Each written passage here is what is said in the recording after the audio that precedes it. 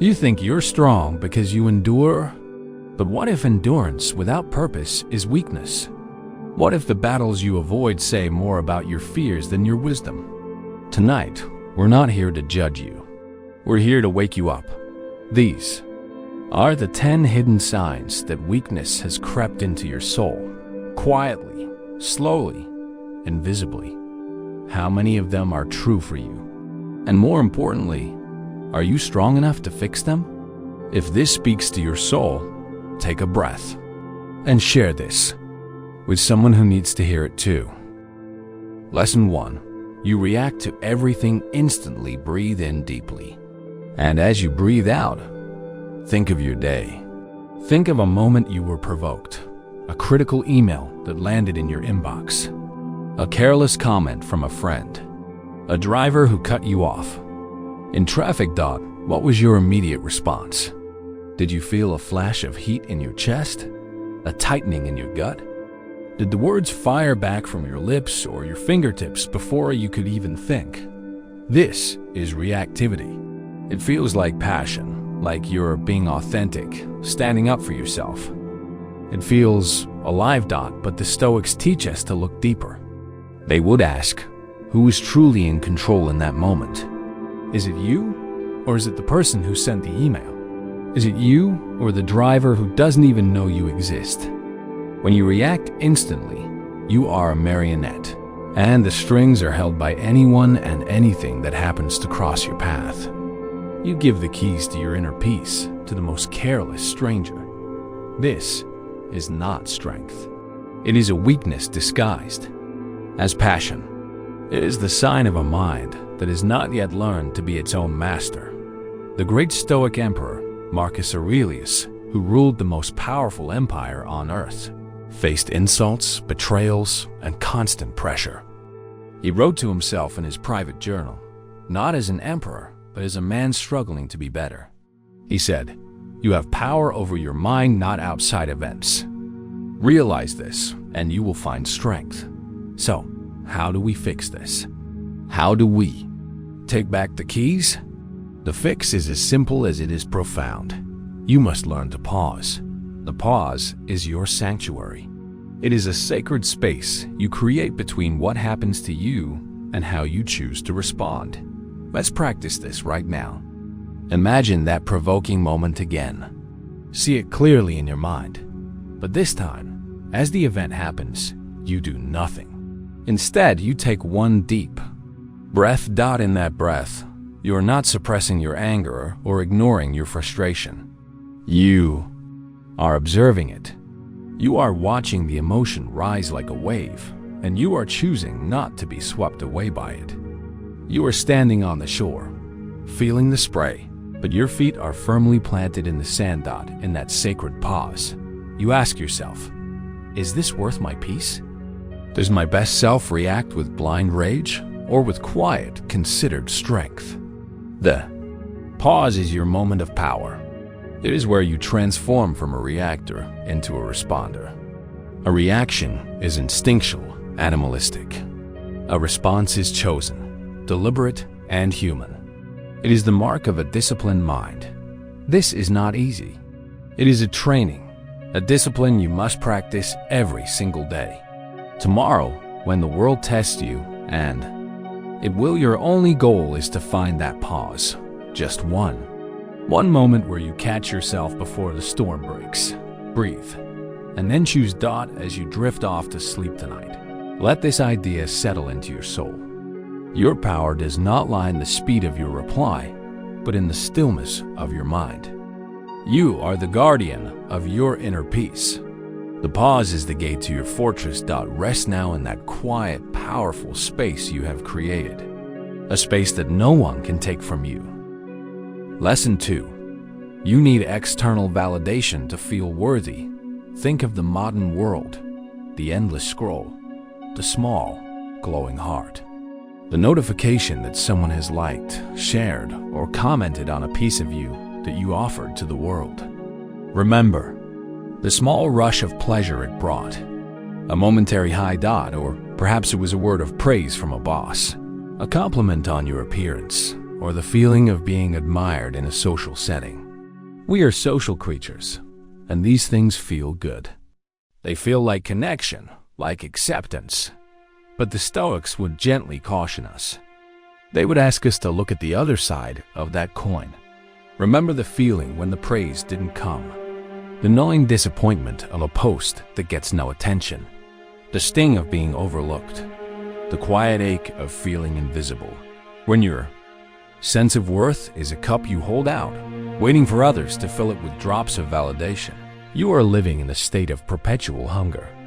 You are at the mercy of the moods, opinions, and whims of a world that is, by its very nature, fickle and inconsistent. You are handing your power over, not to an event this time, but to an opinion. The Stoic soul does not hold out a cup. It cultivates a wellspring within. It learns to stand still and firm, not just in the storms of life, but in the silence of being unnoticed.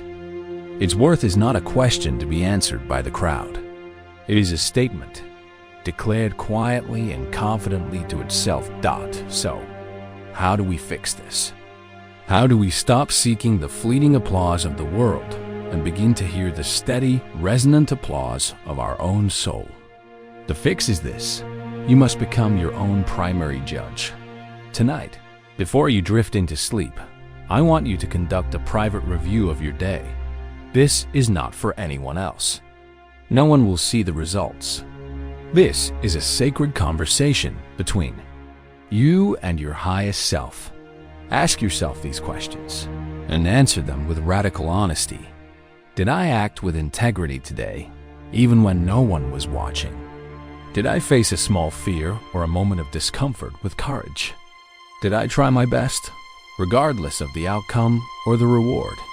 Did I treat others with respect and fairness? Was I honest with myself about my own flaws and my own efforts?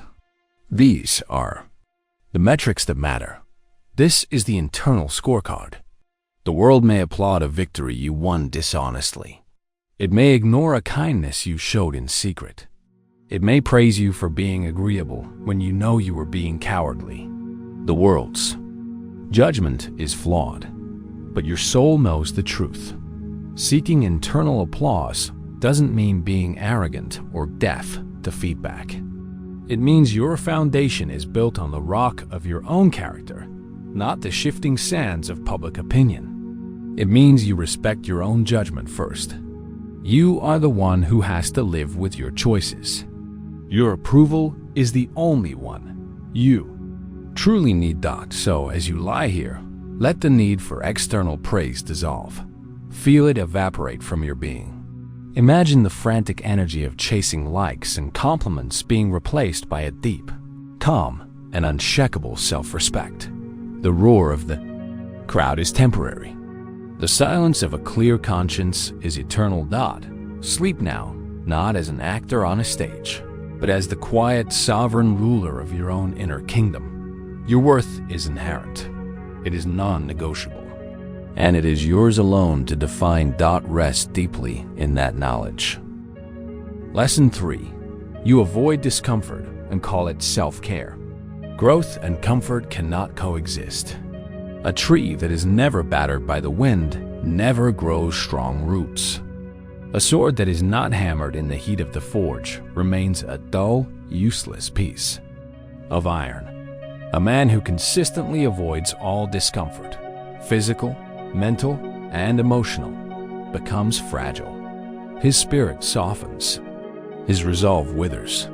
The Stoics knew this. They understood that the soul, like the body, requires resistance to grow stronger. Avoidance, dressed up in the language of wellness, is still fear in disguise. It is the fear of failure, the fear of struggle, the fear of feeling the sharp edges of life.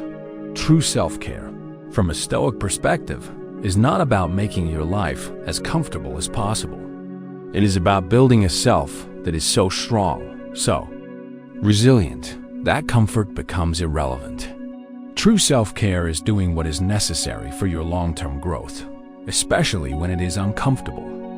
It is eating the healthy meal, having the difficult conversation, doing the workout, facing the challenge. It is caring for your future self, not just your present moment self. So, how do we fix this? How do we stop running from the very thing that makes us stronger?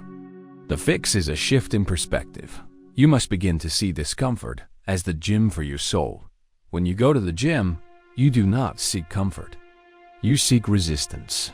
You pick up the heavy weight because it is heavy. You feel the burn in your muscles, and in that moment of strain, you are building strength. You must apply this same mindset to your life. Tomorrow, I want you to actively seek out one moment of voluntary discomfort. Not to punish yourself, but to train yourself. Maybe it's taking a cold shower for the last 30 seconds. Feel the shock, control your breath, and stand firm. You are teaching your body that you, your mind, are in control. Maybe it's tackling the most dreaded task on your to-do list first. Before you do anything else, you face the dragon. Maybe it's choosing to read a chapter of a challenging book instead of scrolling through your phone. You are training your focus, your most valuable asset. Each time you consciously choose the path of productive discomfort, you are doing a repetition for your soul. You are building the muscle of discipline, the muscle of courage, the muscle of resilience. You are proving to yourself in the court of your own judgment that you are not a fragile thing that needs to be shielded from the world. You are a warrior in training, as you drift asleep. Let go of the guilt of past avoidances. It is gone. Instead, feel a quiet sense of anticipation. Tomorrow is a new training day, an opportunity to forge yourself. True self-care is not coddling your weaknesses. It is the courageous act of turning them into strengths. Rest now. Let your soul and body recover. For tomorrow, the gym awaits, and you will be ready to build the man you are meant to be. You are in the gym of the soul, learning to embrace the resistance that builds true strength. You have faced a deliberate, chosen discomfort. Now, we turn to the discomfort that life hurls at us without warning, the small, unexpected ambush that seek to capture our peace. Breathe in and hold it for a moment. Now, breathe out and release the memory of a time your day was soured by something trivial. A spilled coffee staining your shirt, forgetting your keys and having to turn back. A thoughtless word from a stranger that looped in your mind for hours. Think of how that one small event cast a long, dark shadow over everything that followed. The beautiful sunlight outside seemed less bright. The taste of your lunch was bland. Your patience wore thin with everyone you met. A single pebble, tossed into the calm lake of your morning, created ripples of frustration that lasted until dusk. This is the fourth, and perhaps most common, sign of a hidden weakness. You let small things ruin your entire day. A weak mind is a fragile vessel. The slightest disturbance cracks its surface and poisons all the contents within. It gives immense power to insignificant events. It allows a 10-second annoyance to hijack 10 hours of your life. In that state, you are not living. You are a hostage to chance, a prisoner of trifles. The Stoics offered a powerful antidote to this fragility. It is a practice that sounds dark at first, but is in fact the very architect of tranquility. They called it premeditatio malorum, the premeditation of evils, or more simply, the rehearsal of future challenges. This is not pessimism. Pessimism is expecting the worst and letting it fill you with dread. Stoic premeditation is expecting that life will be life with all its imperfections and calmly preparing your mind so you are never surprised, never shocked into a state of emotional chaos. It is a mental fire drill. You don't want the fire, but you practice the drill so that if it ever comes, you move with purpose and calm, not panic. So, how do we fix this? How do we build a mind that is not so easily toppled? The fix is this. You must practice perspective through preparation. Let's try a gentle version of this practice. Right here, right now, as you prepare for sleep, Bring your mind to the day that lies ahead. Tomorrow. See yourself waking up. Now, calmly and without fear, imagine one or two small things that might go wrong. Don't dwell on catastrophe. Think of the mundane troubles. Imagine there will be heavy traffic on your commute. Imagine a coworker will be in a bad mood. Imagine a project you're working on hits a small, frustrating snag. As you picture these things, do not let your heart rate rise. Simply see them, and then rehearse your ideal response. Say quietly to yourself, if there is traffic, I will use that time to listen to something useful or simply to practice my breathing. It is outside my control. Say, if my coworker is short with me, I will remember that their mood is their own. It is not mine to carry. I will respond with professionalism and calm. You are mentally inoculating yourself. You are stripping these small events of their power to surprise you. Now, take it one step further. Briefly, just for a moment, contemplate a larger setback, and then affirm to yourself, whatever happens tomorrow, I have the tools within me to handle it. I have my reason. I have my principles. I have my self-respect. When you have calmly rehearsed, facing a real challenge, how can a spilled coffee possibly ruin your day? It is nothing. It is a drop of water on a fireproof cloak. You clean it up and you move on, your inner peace completely undisturbed. Tranquility is not the absence of problems. It is the presence of a prepared mind. As you drift into sleep, let this sense of preparedness wash over you. Your mind is no longer a fragile vase, easily shattered. It is becoming a deep, vast ocean. The small annoyances of life are just pebbles tossed onto its surface. They may make a small splash, a tiny ripple, but they are quickly absorbed into the immense quiet and powerful calm of the deep dawn. Rest in that unshakable peace. Your mind is a deep and quiet ocean, prepared for the small storms of the day. You have built a fortress, and its walls are strong. But a fortress is not just walls.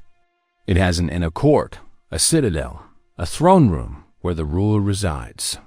Now, we must venture into that most sacred and sometimes most feared space. Breathe in the calm you have cultivated.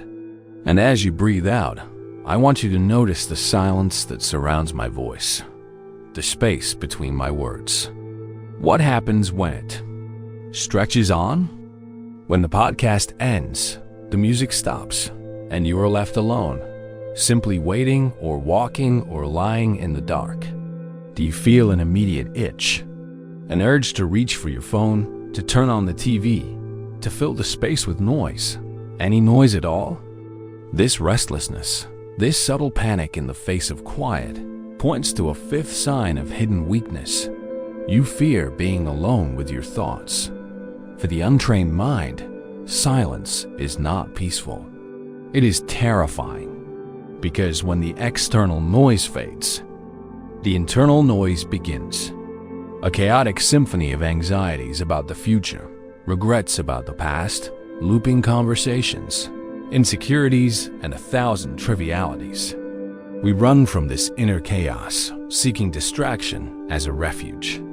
We believe we are relaxing with a show or a scroll, but often we are simply anesthetizing ourselves from our own minds. But the Stoics teach that you cannot build a life of purpose and peace if you are a fugitive from your own self. If you cannot bear to be alone with your thoughts, then who truly is in charge?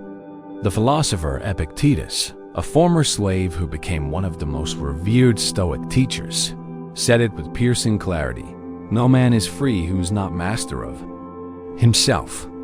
If you are a slave to distraction, constantly fleeing the state of your own mind, you are not free. You are a prisoner in your own skull. So, how do we fix this? How do we turn this inner prison into a kingdom? The fix is not to fight the chaos. It is not to demand silence from your mind. That is a battle you will always lose. The fix is to practice being a calm, non-judgmental observer. You must intentionally spend time in solitude and simply watch. Let's reframe the challenge. Tomorrow, find just 10 minutes. That's all. 10 minutes where you will have no phone, no music, no books, no distractions. You can sit in a chair or go for a slow walk. And in those 10 minutes, your only job is to witness the weather of your mind.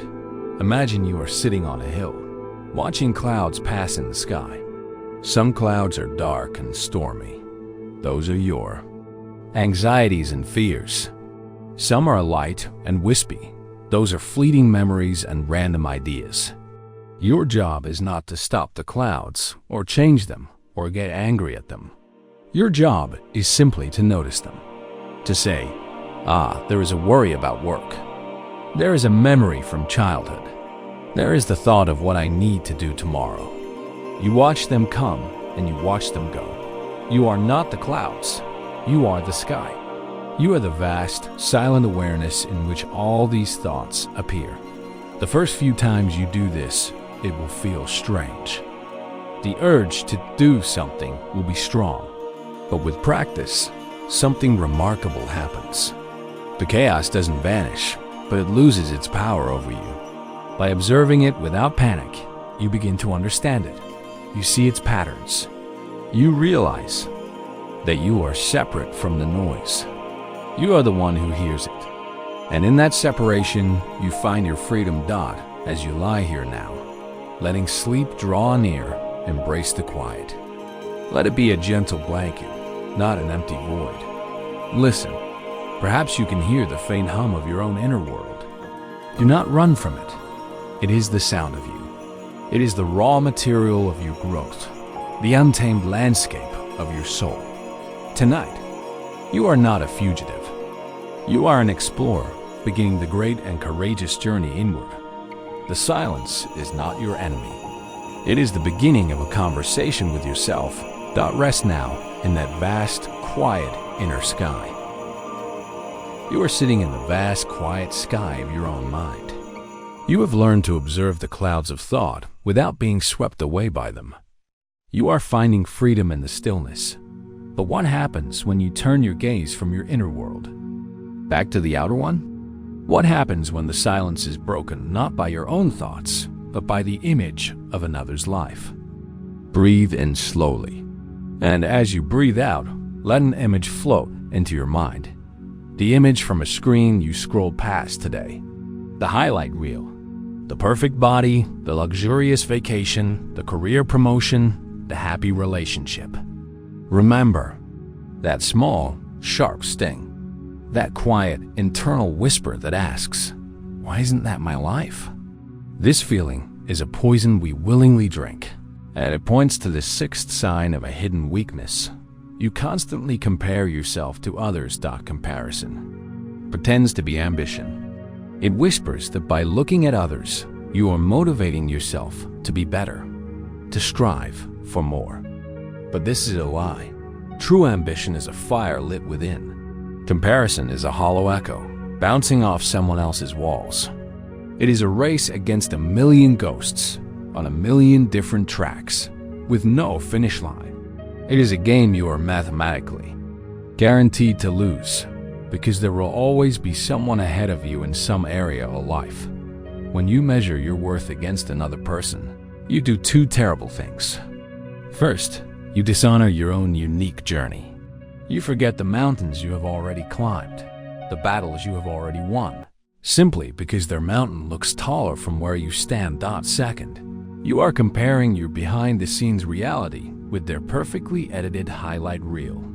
You are comparing your struggles, your doubts, your fears, the full, messy truth of your life with a single curated snapshot of theirs.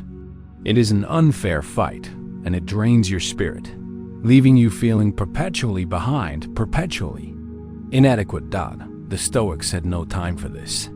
Their focus was on virtue, character, and action, things that are internal, things that are within your control. What another person has, does, or appears to be is utterly outside of your control, and therefore irrelevant to the task at hand. Building your own good life. Marcus Aurelius gave himself this sharp reminder. Don't waste time arguing what a good man should be. Be one. Notice, he didn't say, be one. Just like that impressive person over there. The task is singular. It is yours alone. So, how do we fix this? How do we escape this gilded cage of comparison? The fix requires you to change your opponent. You must measure yourself only against your past self. This is the only competition that matters.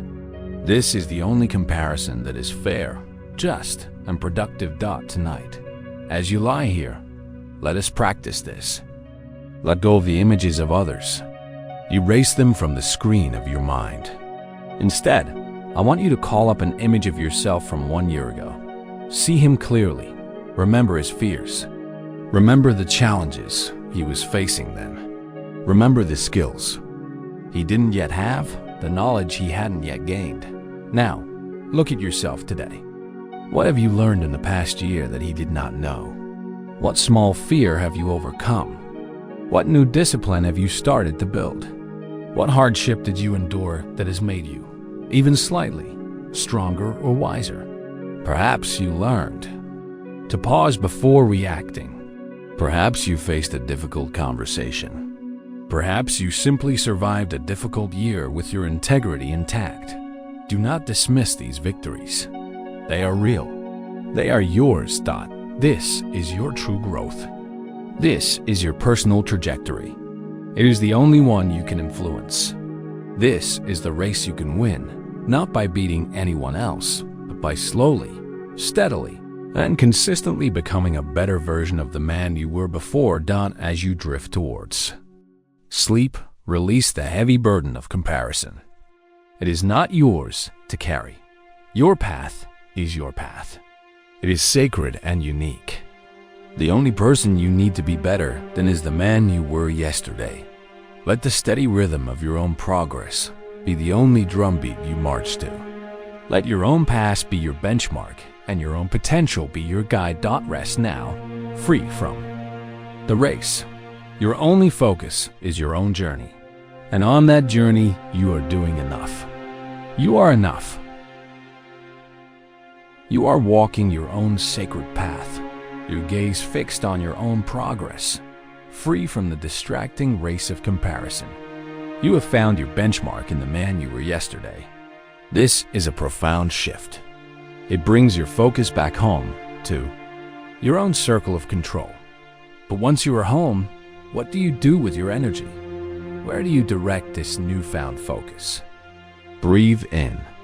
And as you breathe out, think about the words you spoke today, not just to others, but to yourself. How many of those words were centered on a problem, a frustration, a grievance? How much of your mental airtime was dedicated to what is wrong with the world, what is unfair, what is lacking? Now think about the words that were dedicated to solutions, to building, to creating, to fixing. Often, we find a deep imbalance here. This imbalance reveals the seventh sign of hidden weakness. You complain more than you create. A complaint is a leak. It is a slow, steady hiss of energy, passion, and power draining out of you into the empty void of negativity. Complaining feels productive, doesn't it? It feels like you are processing your frustration. It creates a temporary bond with others who share your grievance. It feels for a moment like you are doing something about the problem, but the Stoics would call this an illusion. Complaining is the opposite of action. It is a declaration of powerlessness. When you complain, you are positioning yourself as a victim of your circumstances. You are focusing on the obstacle, admiring its size, its shape, its difficulty. You are giving it your energy. You are feeding it. A creator, a builder, a Stoic does the opposite. They see the obstacle, they acknowledge it, and then they immediately turn their focus to the very next step they can take. Their energy is not spent describing the darkness. It is spent lighting a single candle. Marcus Aurelius gave himself a stark command that cuts to the heart of this issue. He wrote, "Waste no more time arguing what a good life is. live it. We can adapt this for our modern age. Waste no more time arguing about what is wrong. Fix what you can. So, how do we seal this leak? How do we transform the energy of complaint into the power of creation? The fix is a simple, powerful rule. For every complaint, you must perform one small act of order. This is a direct, physical, and immediate exchange. It is a discipline you can begin tomorrow. The moment you catch yourself about to complain about the messy kitchen, the disorganized project at work, the state of the world, you stop. You pause, and you channel that burst of energy into a constructive action, no matter how small. If you are about to complain about the mess, wipe one counter. Put one dish in the dishwasher. If you are about to complain about a chaotic project, open a document and write one sentence outlining a single next step. If you are about to complain about feeling unfocused or adrift, get up and make your bed with perfect military precision. Why does this work? Because you are fundamentally shifting your identity. You are moving from being a commentator to being a participant, from a critic to an architect. You are taking the scattered negative energy of frustration and giving it form, purpose, and direction. You are creating a small pocket of order in a universe that tends towards chaos. This tiny act tells your subconscious mind, I am not helpless. I am a force for order. I am a builder. And this feeling, this identity, is the foundation of all great achievements. As you lie here, on the edge of sleep, feel that creative power settling within you. The power to build, to fix, to mend, to create. It is there, in your hands, in your mind. The energy you have been leaking in complaints is a vast reservoir of potential. Tonight, you seal the leak. Tomorrow, you begin to build. You will not waste your precious life force describing problems. You will invest it in forging solutions. Sleep now, not as a critic of the world, but as a quiet, focused creator of your own. Rest, builder. You have work to do. You are a builder, a creator. You have learned to channel the energy of frustration into acts of order, transforming your very identity from critic to architect. You are taking control of your actions. Now, we must turn to the source of it all. Your inner world, your emotional core. Breathe deeply. Feel the air as a calm, cool presence entering your body. As you exhale, release the day's emotional residue. Think of a moment today when someone's mood affected your own. A stressed out boss who made you feel anxious. An angry driver who left you feeling irritated. A cynical friend whose negativity dampened your own spirit. You felt their emotion, and it became yours. It seeped into your fortress without your permission. You gave them a key to your inner citadel, and they redecorated the throne room with their own chaos. This vulnerability points to the 8th sign of hidden weakness. You let others dictate your emotions. A man who has not mastered himself is like an open, unguarded city. Anyone can wander in and set up camp. His peace of mind is not his own. It is on loan, subject to the whims of every person he encounters.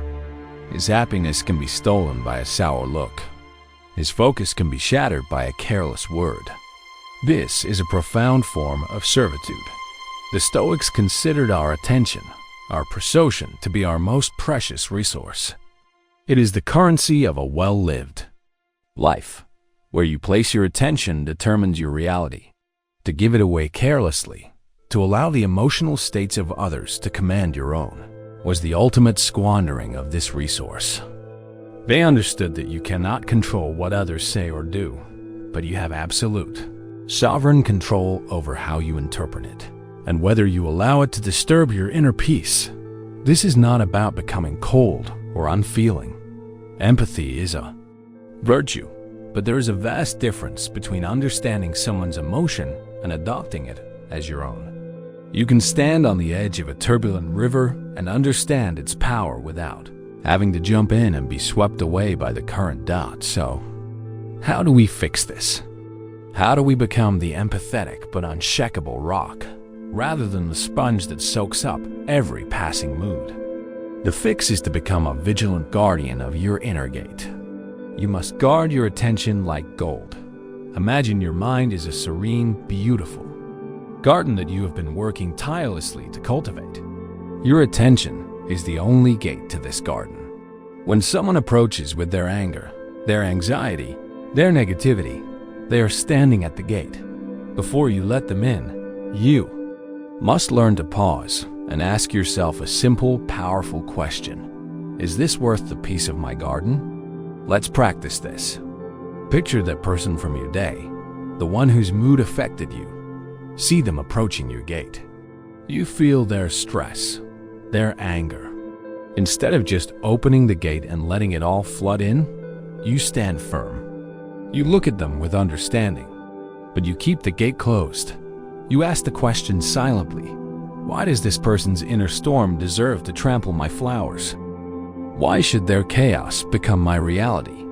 In that moment of questioning, you create a separation. You see their emotion for what it is, theirs. It belongs to them. It is their river to navigate. You can offer a map, you can offer a kind word from the shore, but you do not have to dive into the raging water with them. This practice requires vigilance. At first, you will notice the gate was thrown open long after the intruder has left. But with time, you will catch yourself sooner. You will feel the emotional charge in the air, and you will remember, my garden, my gate, my choice. As you drift off to sleep, visualize this garden of your mind. See its tranquility, feel its peace. It is your most sacred possession. You are its sole protector. No one gets in without your permission. The moods of others are clouds in a distant sky, not storms within your own. Sleep now in the secure and peaceful sanctuary you have learned to protect. You are the master of your own emotional kingdom. Your peace is non-negotiable. Rest deeply, sovereign guardian.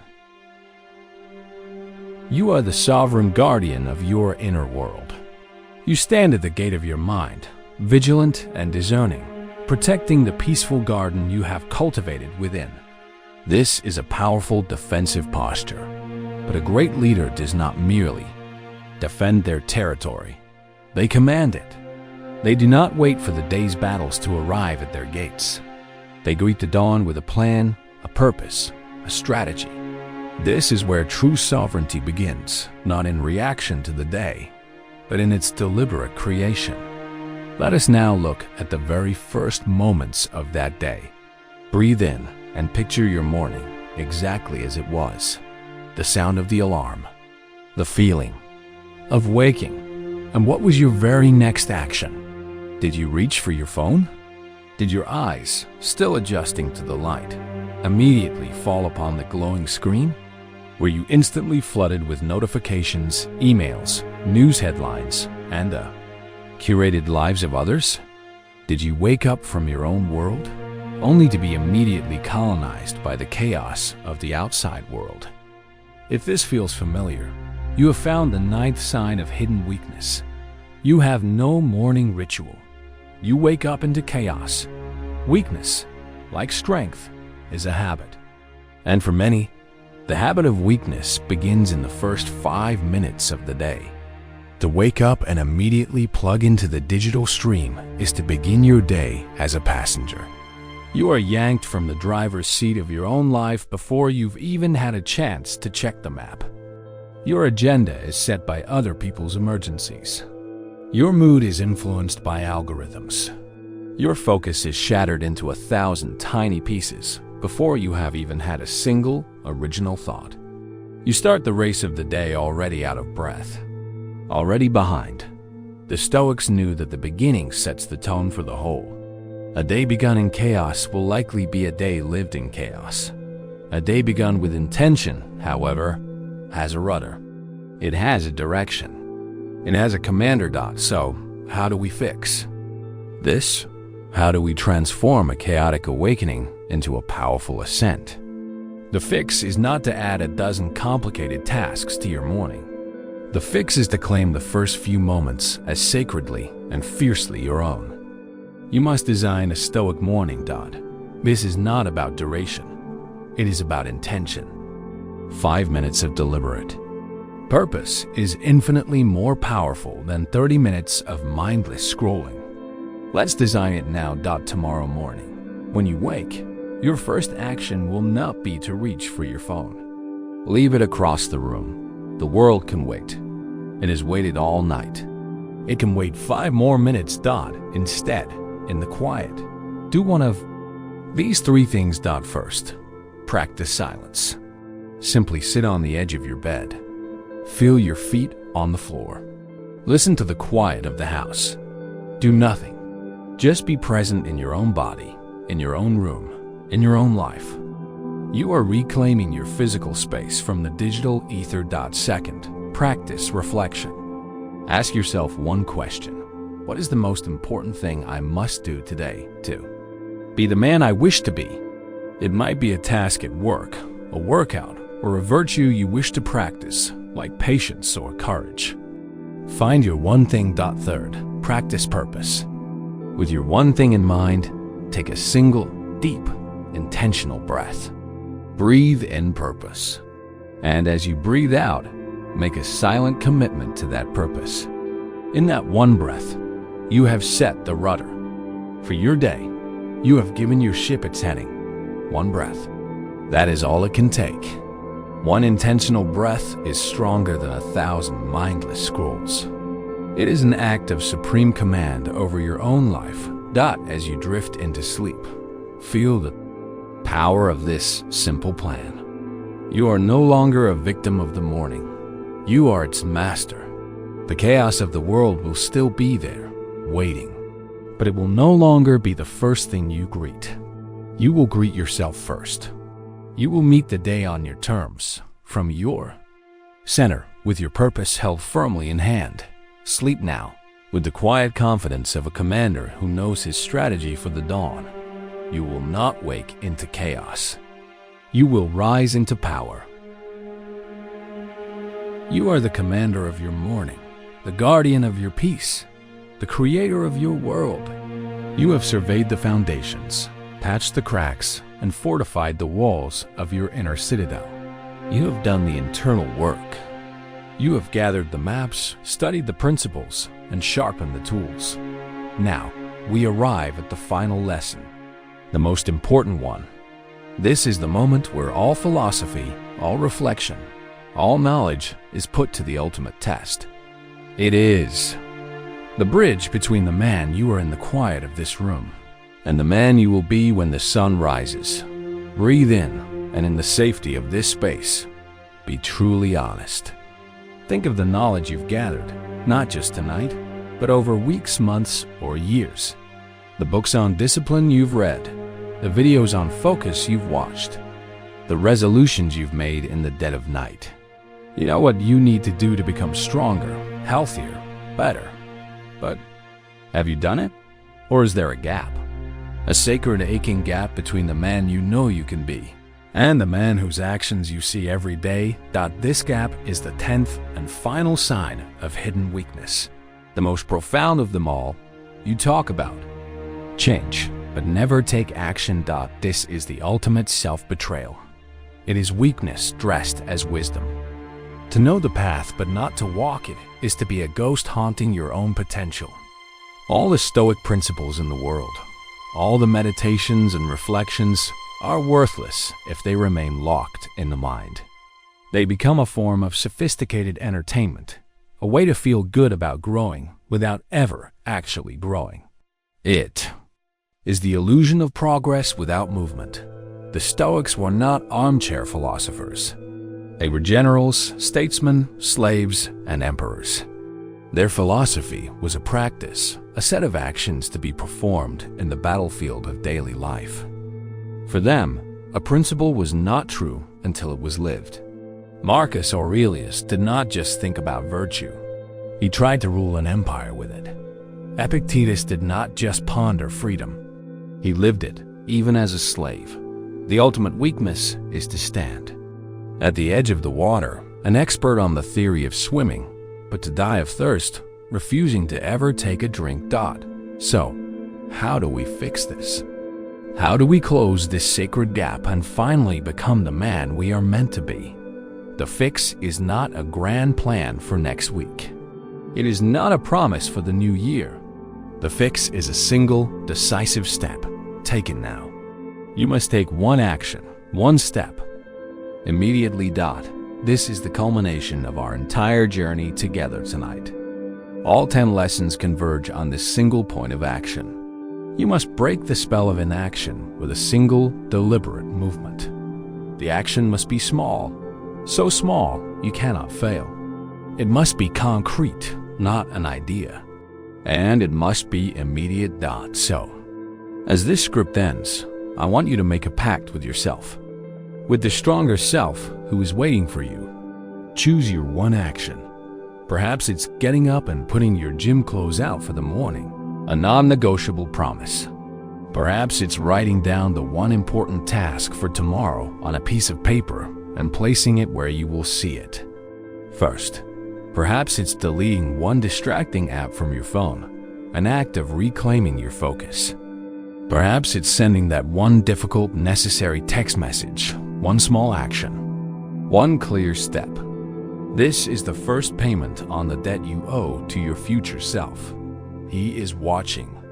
He is waiting. He is hoping you will finally begin. Closing reflection. Weakness isn't shameful unless you choose to stay there. Tonight, you have looked it in the eye. You have named it.